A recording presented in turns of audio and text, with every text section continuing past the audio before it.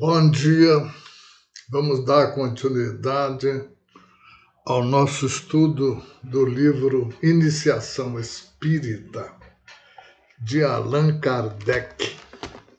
Nós estamos no título O que é o Espiritismo? Essa é a aula 22. No subtítulo Dificuldades dos Médiuns. Item 70.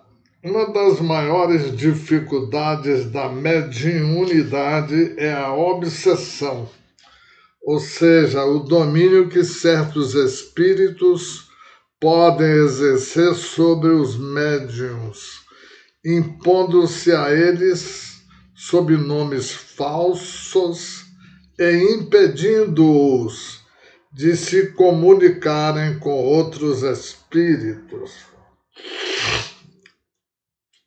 É, ao mesmo tempo, uma dificuldade para o observador novato e inexperiente que, não conhecendo as características desse fenômeno, pode ser enganado pelas aparências como aquele que, desconhecendo a medicina, pode iludir-se sobre a causa e a natureza de um mal. Se o estudo prévio, nesse caso, é útil ao observador, é indispensável ao médium, pois fornece-lhe os meios de prevenir um inconveniente que poderia ter para ele consequências deploráveis. Eis porque recomendamos sempre o estudo antes da prática. Vá até o Livro dos Médiuns, no capítulo 23. Item 71. A observação que podemos fazer a respeito da obsessão. Que a obsessão apresenta 3 graus principais bem caracterizados. É a obsessão simples, a fascinação e a subjugação. No primeiro, o médium tem perfeita consciência de que nada de bom obtém. Não possui nenhuma ilusão sobre a natureza do espírito que se obstina ao manifestar-se e do qual deseja desembaraçar-se. Esse caso não oferece nenhuma gravidade. É apenas um desajustamento, do qual o médium se livra, deixando momentaneamente de escrever. O espírito se cansa de não ser ouvido e acaba por se retirar. A fascinação obsessiva é muito mais grave, pois o médium fica completamente iludido.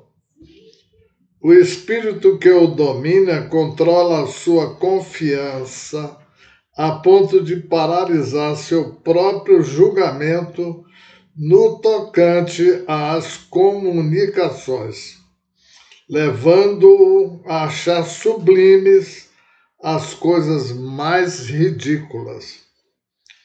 O caráter distintivo desse gênero de obsessão é o de provocar no médium uma excessiva suscetibilidade, de levá-lo a achar bom, exato e verdadeiro apenas o que escreve, a repudiar e mesmo levar a mal qualquer conselho e qualquer observação crítica, a romper com seus amigos em vez de concordar que está enganado, a alimentar inveja contra outros médiuns cujas comunicações são julgadas melhores do que as suas, e a querer impor-se nas reuniões espíritas,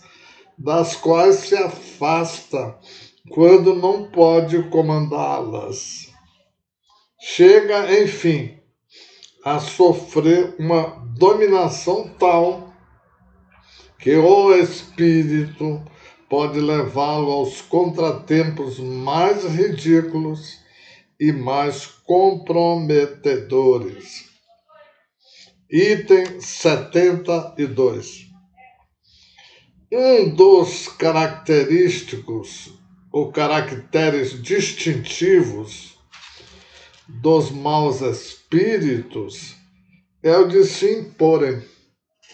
Dão ordens e querem ser obedecidos. Os bons jamais o fazem.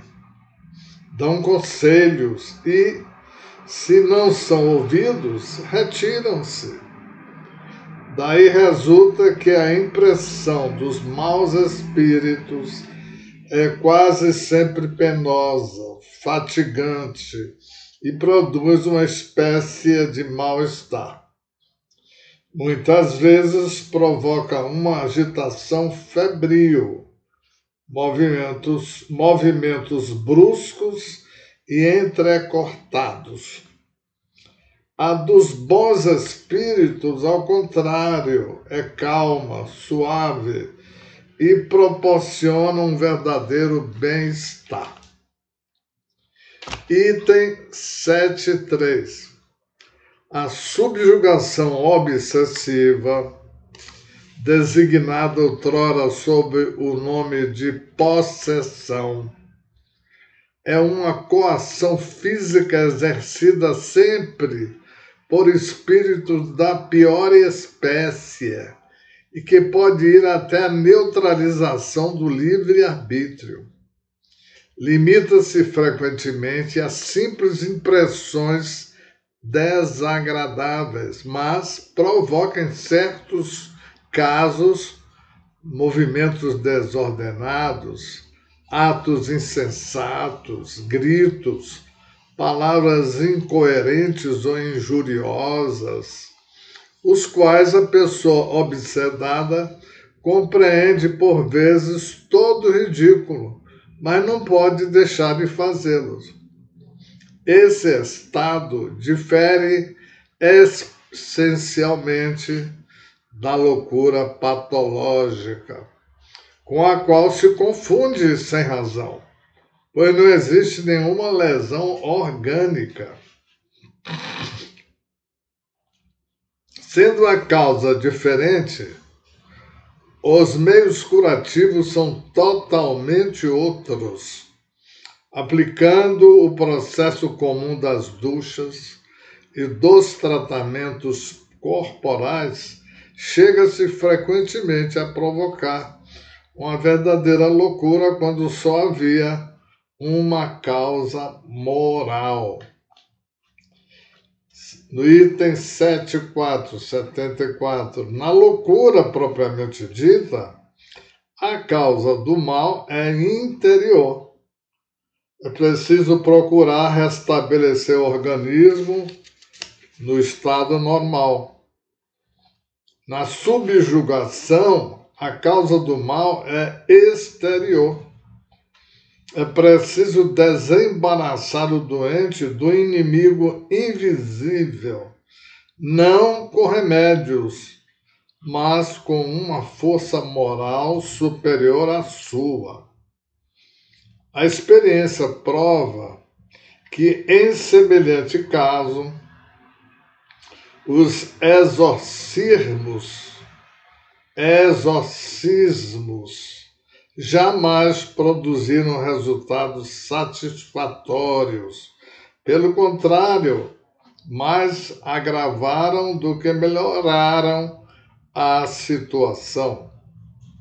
O Espiritismo, indicando a verdadeira causa do mal, é o único que pode fornecer os meios de combatê-lo. É preciso, de alguma forma, fazer a educação moral do espírito obsessor por conselhos sabiamente dirigidos e chega-se a torná-lo melhor e fazê-lo renunciar voluntariamente a atormentar o doente.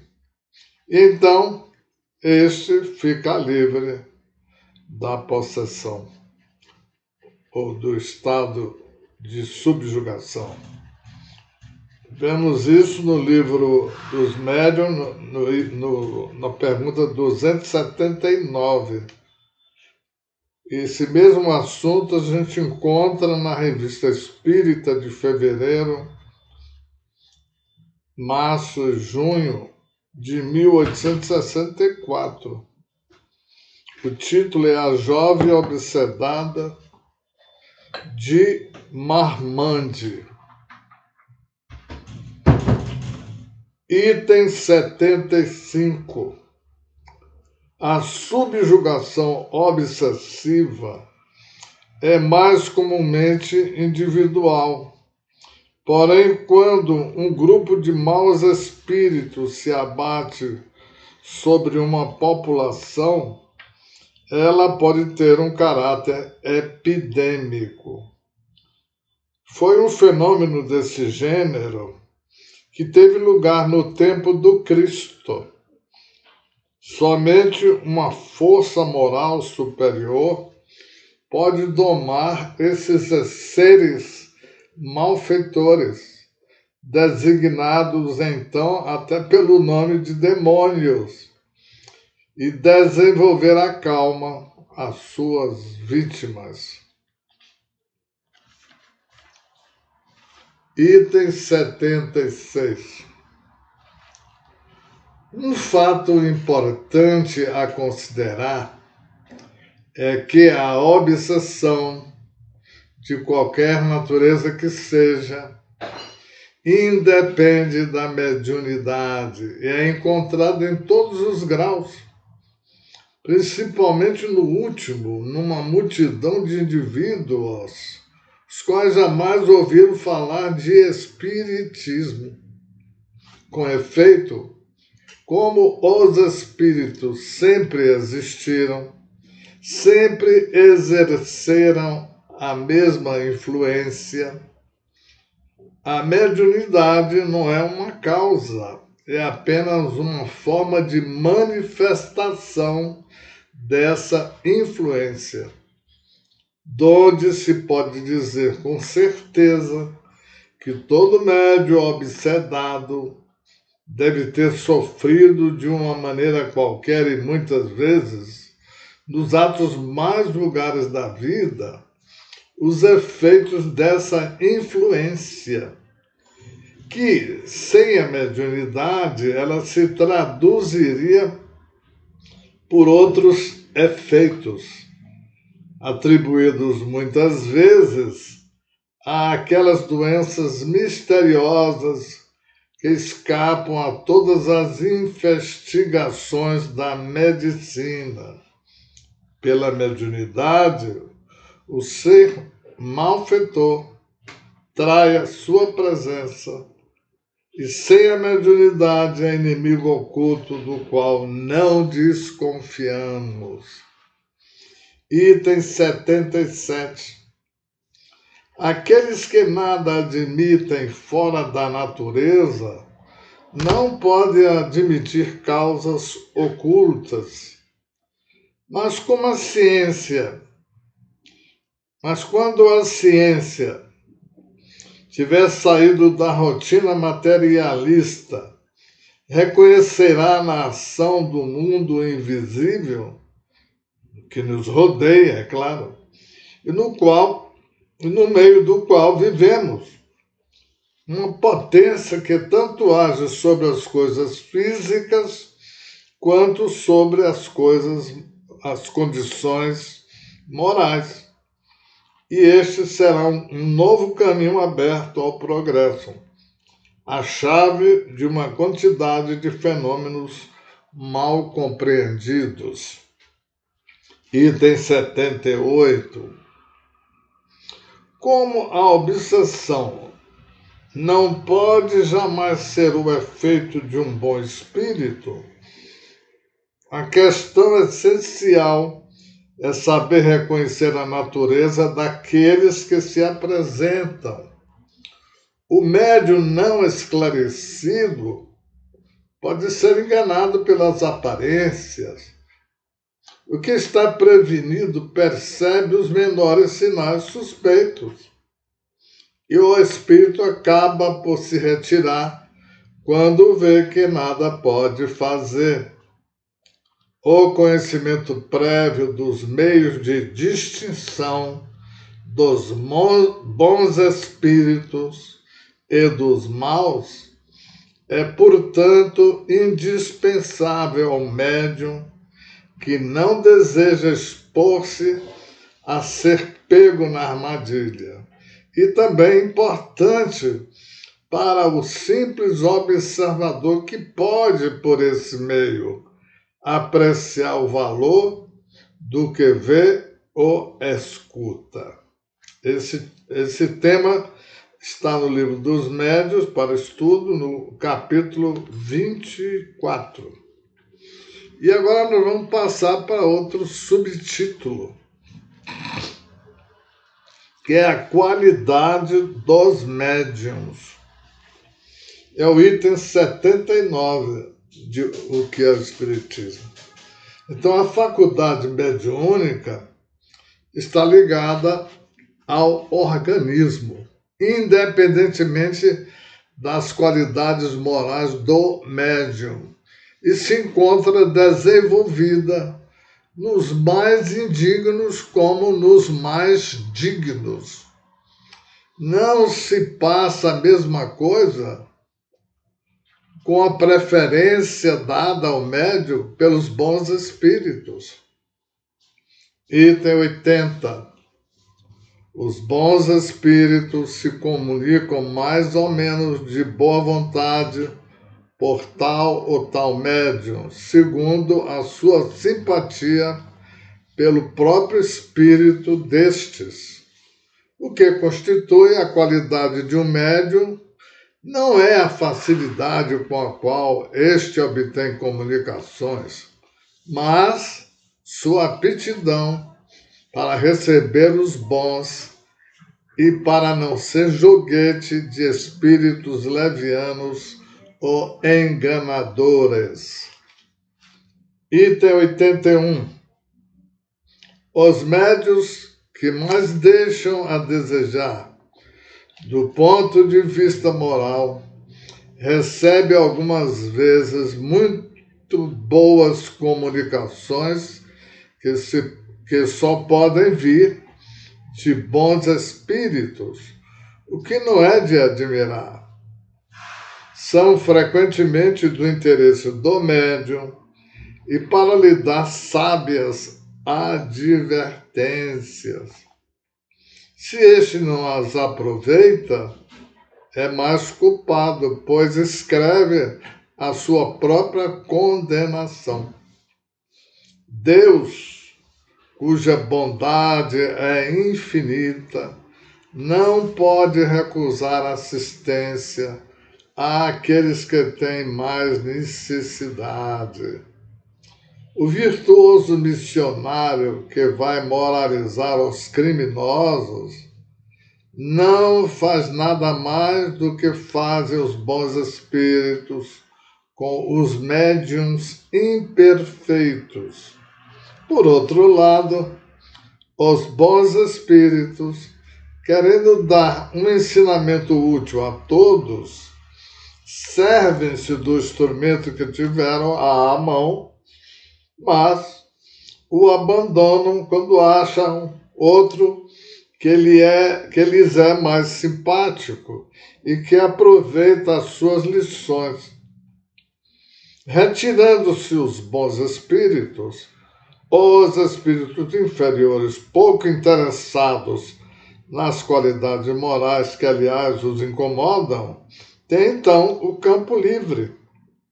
Resulta disso que os médiuns moralmente imperfeitos e que não se emendam mais cedo ou mais tarde serão dominados pelos maus espíritos, que muitas vezes os conduzem à ruína e às maiores infelicidades ainda neste mundo. Quanto à sua faculdade, bela como era, e que assim permaneceria, perverte-se pelo abandono dos bons espíritos e acaba por extinguir-se. Item 82. Nem os médiuns mais merecedores estão ao abrigo das mistificações dos espíritos enganadores. Primeiro, porque não há ninguém suficientemente perfeito para não possuir um lado fraco, pelo qual possa dar acesso aos maus espíritos. Em segundo lugar, os bons espíritos o permitem, às vezes, para que eles exerçam o seu julgamento, aprendam a discernir a verdade do erro e manter a desconfiança, a fim de não aceitarem nada cegamente e sem controle. Porém, a mentira jamais vem de um bom espírito, e qualquer nome respeitável que assina um erro é necessariamente apócrifo. Isso pode ainda ser uma prova para a paciência e a perseverança de todo espírita, seja ele médio ou não. Aquele que se desencoraja por algumas decepções provará aos bons espíritos que não podem contar com ele. Item 83. Não é mais espantoso, repetindo, não é mais espantoso ver maus espíritos obsedarem pessoas merecedoras do que ver pessoas maldosas obstinarem-se na terra contra os homens de bem. É notável que, desde a publicação de O Livro dos Médiuns, os médiuns obsedados são muito menos numerosos, pois, estando prevenidos, conservam-se atentos e percebem os menores sinais que possam trair a presença de um espírito enganador. A maior parte dos obsedados não estudou previamente ou não pôs jamais os conselhos em prática. Item 84. O que constitui o médium, propriamente dito, é a faculdade. Sob esse aspecto, ele pode ser mais ou menos formado ou mais ou menos desenvolvido. O que constitui o médium seguro? Aquele que se pode verdadeiramente qualificar de bom médium é a aplicação da faculdade, a aptidão de servir de intérprete aos bons espíritos. A parte de sua faculdade, o poder do médium para atrair os bons espíritos e repelir os maus está na razão da sua superioridade moral. Essa superioridade é proporcionada pela soma de qualidades que fazem o homem de bem. Por elas, ele atrai a simpatia dos bons e exerce a ascendência sobre os maus. Item 85. Pela mesma razão, a soma das imperfeições morais do médium, aproximando-o da natureza dos maus espíritos, tira-lhe a influência necessária para afastá-los. Em vez de ser o médium que se impõe aos maus espíritos, são estes que se impõem a ele, aos médiuns. Isso se aplica não somente aos médiuns, mas a qualquer pessoa, pois não há nenhuma que não sofra a influência dos espíritos. 86, item 86. Para se imporem ao médium, os maus espíritos sabem explorar habilmente todos os seus defeitos morais, o que lhes dá mais facilidade de se aproximarem é o orgulho. É também esse o sentimento que domina no maior número dos médiuns obsedados, mas, sobretudo, naqueles que estão fascinados. É o orgulho que os leva a crer em sua infalibilidade e a repelir os conselhos. Infelizmente, esse sentimento é excitado pelos elogios de que são objeto, dos elogios que são objetos. Quando possuem uma faculdade um tanto aprimorada, são procurados e adulados, olham-no como indispensáveis, e é por isso que os perde. Item 87. Enquanto o médium imperfeito se envaidece com os nomes ilustres, muitas vezes apócrifos, que trazem as comunicações que recebe, e julga-se o intérprete privilegiado das potências celestes. O bom médium jamais se crê suficientemente digno de tal favor. Tem sempre uma salutar desconfiança do valor do que recebe e não se atém ao seu próprio julgamento.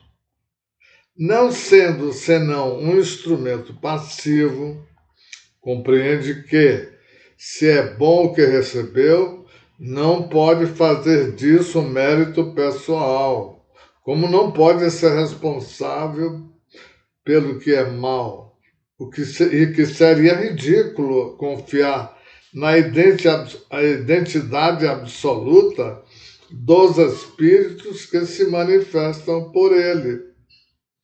Deixa a questão de ser julgada por terceiros interessados, sem que seu amor próprio tenha mais a sofrer de um julgamento desfavorável do que o autor, que não é passível de censura infligida à peça que interpreta. O seu caráter distintivo são simplicidade e modéstia. Fica feliz com a faculdade que possui, não para se envaidecer, mas porque esta lhe oferece um meio de ser útil, o que faz com prazer quando se lhe apresenta a ocasião, mas sem jamais se ofender se o colocam em primeiro plano. Os médios são os intermediários e os intérpretes dos espíritos. Repetindo, os médios são os intermediários e os intérpretes dos espíritos. Importa, portanto, ao evocador e mesmo ao simples observador saber apreciar o mérito do instrumento. Item 88. A faculdade medianímica é um dom de Deus, como todas as outras faculdades que podem ser empregadas tanto para o bem como para o mal, e das quais não devemos abusar. Ela tem por objetivo colocar-nos em contato direto com as almas dos que viveram, a fim de recebermos seus ensinamentos e nos iniciarmos na vida futura. Assim como a visão nos coloca em contato com o mundo visível, a mediunidade nos põe em contato com o mundo invisível. Quem dela se serve com um fim útil para o seu adiantamento e o de seus semelhantes, cumpre uma verdadeira missão, da qual terá recompensa.